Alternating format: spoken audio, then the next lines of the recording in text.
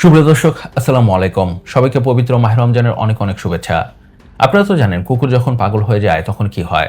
কুকুরের হিতাহিত কোনো জ্ঞান থাকে না। তারা শুধু এদিক ওদিক ছোটাছুটি করে আর যাকে সামনে পায় তাকে কামড়ানোর চেষ্টা করে। বিএনপিকে দেখলে আমার ঠিক এখন তাই মনে হয় বিএনপি কুত্তা পাগলা হয়ে গেছে। তারা কি করবে বুঝে উঠতে পারছে না। 17 বছর পর ক্ষমতায় এসে এরা হিতাহিত জ্ঞানশূন্য হয়ে পড়েছে। সামনে যা পাচ্ছে তাই গিলে খাবার চেষ্টা করছে। বেশি না, মাত্র 24 ঘন্টায় মব সন্ত্রাস থেকে শুরু করে চাঁদাবাজি, খুন থেকে শুরু করে অরাজকতা, বিশৃঙ্খলা, মারামারি, হেন কোনো অপকর্ম নেই যা বিএনপি করেনি। আর এর শুরু হয় বরিশালের আদালতে মবের মাধ্যমে। বরিশাল জেলা আওয়ামী লীগের সাধারণ সম্পাদক ও সাবেক সংসদ সদস্য তালুকদার মোহাম্মদ ইউনুসকে জামিন দেওয়া হলে ক্ষুব্ধ আইনজীবীরা আদালতের এজলাসে ঢুকে বিচারকের উপস্থিতিতেই বিশৃঙ্খলা তৈরি করে। আদালতে মবের এমন একটি ভিডিও সামাজিক যোগাযোগ মাধ্যমে ছড়িয়ে পড়ে। সেই ভিডিওতে দেখা যায় বিএনপিপন্থী আইনজীবীরা বিচার কার্য চলার সময়েই আদালত কক্ষে ঢুকে বিচারক ও আইনশৃঙ্খলা রক্ষাকারী বাহিনীর সদস্যদের গালাগালাজ করতে। শুধু তাই না, মবকারীরা আদালতে থাকা অন্য আইনজীবীদের বের করে দিয়ে কক্ষে থাকা চেয়ার টেবিল ভাঙচুর শুরু করে। আদালত পাড়ায় ঘটে যাওয়া এমন একটি ন্যাক্কারজনক ঘটনায় সারা দেশ যখন উত্তাল, ঠিক তার কিছুক্ষণ পরে ঘটে আরও একটি মবের ঘটনা। আর এই ঘটনা জানাজানি হবার পর সারা দেশের মানুষ বাকরুদ্ধ হয়ে যায়।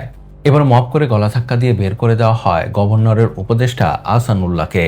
এর কিছুক্ষণ পর খবর আসে বাংলাদেশ ব্যাংকের গভর্নর আহসান এইচ মনসুরকে সরিয়ে মোস্তাকুর রহমানকে নতুন গভর্নর হিসেবে নিয়োগ দেওয়া হয়েছে। এ বিষয়ে বিদায়ী গভর্নর বলেন, আমি পদত্যাগ করিনি, আমাকে রিমুভও করা হয়নি। গণমাধ্যমে দেখেছি, তাই আমি বাসায় চলে যাচ্ছি। মব করে গভর্নরকে পদত্যাগে বাধ্য করা নিয়ে যত না বিতর্ক হচ্ছে, তার চেয়ে বেশি বিতর্ক হচ্ছে নতুন গভর্নরের নিয়োগ নিয়ে। কারণ নতুন যে গভর্নরকে বিএনপি নিয়োগ দিয়েছে, সেই মোস্তাকুর রহমান পেশায় একজন সাধারণ ব্যবসায়ী। ব্যাংকিং সেক্টরে তার কোনো অভিজ্ঞতা তো নেই কোনো ডিগ্রি। তারপরও বাংলাদেশ ব্যাংকিং সেক্টর নিয়ন্ত্রণ করে এমন একটি স্পর্শকাতর জায়গায় তাকে শুধু বসানো হয়েছে দলীয় পরিচয়ে। এটি বাংলাদেশের ইতিহাসে প্রথম কোনো ঘটনা যেখানে একজন ব্যবসায়ীকে বাংলাদেশ ব্যাংকের গভর্নর হিসেবে নিয়োগ দেওয়া হলো। এটি নিয়ে দিনভর চলে উত্তেজনা। গণমাধ্যম থেকে শুরু করে সোশ্যাল মিডিয়া, সব জায়গায় উত্তাল। এ বিষয়ে অর্থমন্ত্রী আমির খসরু মাহমুদ চৌধুরী বলেন, প্রয়োজনে গভর্নর পদে পরিবর্তন আরও অনেক জায়গায় হবে। ওকে মেনে নিলাম, প্রয়োজন ছিল তাই করেছেন।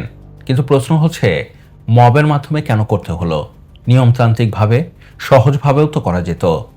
এদিকে এই বিষয় নিয়ে সামাজিক যোগাযোগ মাধ্যমে চলছে ব্যাপক সমালোচনা। তারা বাংলাদেশের নতুন গভর্নরের সাথে ভারত, নেপাল, শ্রীলঙ্কা, ভুটানের গভর্নরের তুলনা করে দেখায় এই নিয়োগ কতটা হঠকারী ও দলকানা। বাংলাদেশ ব্যাংকের এমন নাটকে চাপা পড়ে যায় দিনভর চলা বিএনপির অন্যান্য আকাম।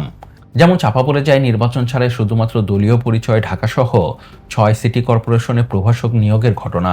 এতদিন পর্যন্ত এই পদে শুধুমাত্র আমলাদের নিয়োগ দেওয়া হতো, কিন্তু এবার বিএনপি সকল নিয়মনীতির ডাস্টবিনে ছুঁড়ে ফেলে দিয়ে এ পদে নিয়োগ দিয়েছে তাদের নেতাদের। এ বিষয়ে স্থানীয় সরকার, পল্লী উন্নয়ন ও সমবায় মন্ত্রী মির্জা ফখরুল ইসলাম আলমগীরের ব্যাখ্যা, জনগণের সঙ্গে সম্পৃক্ত থাকায় সরকারি কর্মকর্তাদের চেয়ে রাজনৈতিক প্রশাসকরা সিটি কর্পোরেশনে ভালো কাজ করতে পারবেন।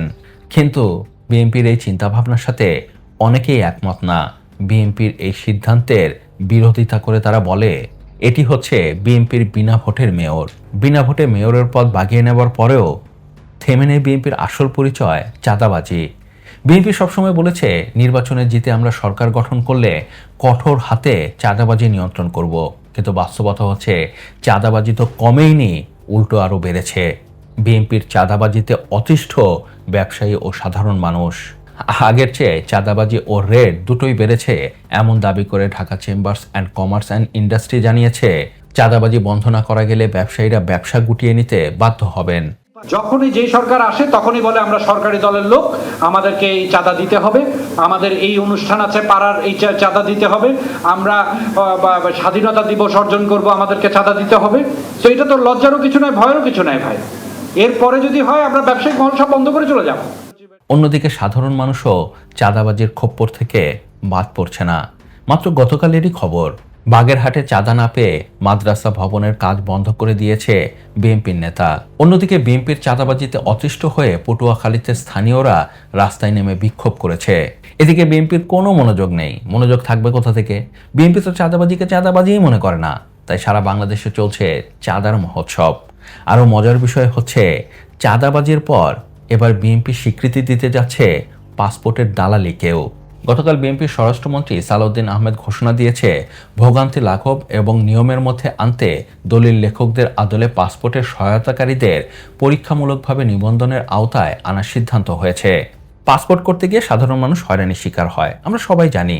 এর জন্য দরকার সেবার মান বৃদ্ধি করা, জবাবদিহি নিশ্চিত করা এবং তদারকি করা। কিন্তু বিএনপি কি করছে? বিএনপি সিদ্ধান্ত নিয়েছে ভোগান্তি কমাবে দালালিকে বৈধতা দিয়ে। মানে আগে যে ঘুষ খাওয়া হতো তলে তলে, এখন সেটি খাওয়া হবে অবাধে, লাইসেন্স করে, বৈধ পথে। বাহ বিএনপি বাহ, আপনাদের এত বুদ্ধি! আপনারা ঘুমান কিভাবে রাতে?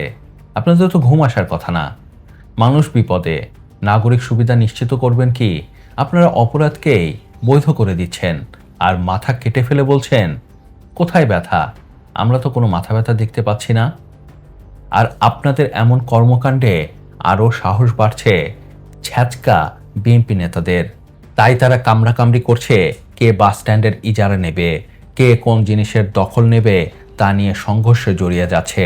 রাস্তা তৈরিতে কংক্রিটের বিমের পরিবর্তে কলা গাছ বসিয়ে দিচ্ছে। নিজের বাড়ির রাস্তা প্রশস্ত করতে গাছ কেটে ফেলছে। ট্রলারের ইঞ্জিন খুলে বিক্রি করে দিচ্ছে। ছাত্রাবাসের টিন খুলে বিক্রি করে দিচ্ছে। এমনকি ছাগল পর্যন্ত চুরি করে নিয়ে যাচ্ছে।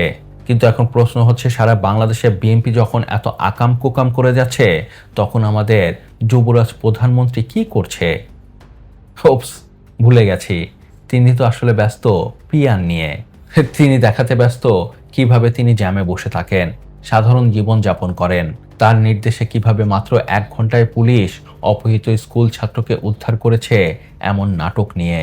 ও পুলিশের কথা শুনে আবার মনে পড়ে গেল, তারেক রহমানের এই পুলিশ আবার শুরু করেছে শুদ্ধি অভিযান।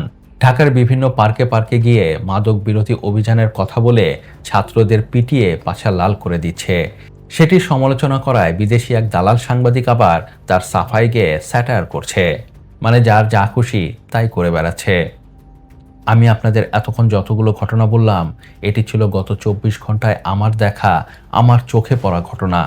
কিন্তু বাস্তবতা হচ্ছে এমন আরও শত শত ঘটনা দেশের আনাচে কানাচে ঘটে যাচ্ছে, যার খবর আমরা জানতেও পারি না।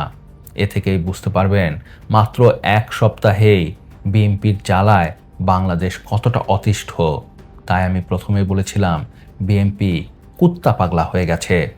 এখন দেখার বিষয়, বাংলাদেশের সাধারণ মানুষ এই পাগলা কুত্তাকে কতদিন পোষে। তো যাই হোক, এ ছিল এই ব্যাপারে আমার বিশ্লেষণ। এ ব্যাপারে আপনার কি মত আমাকে নিচে কমেন্টস করে জানাতে পারেন। আর হ্যাঁ, ভিডিওটি কেমন লাগলো তো অবশ্যই জানাবেন। আর প্লিজ সাবস্ক্রাইব করতে ভুলবেন না।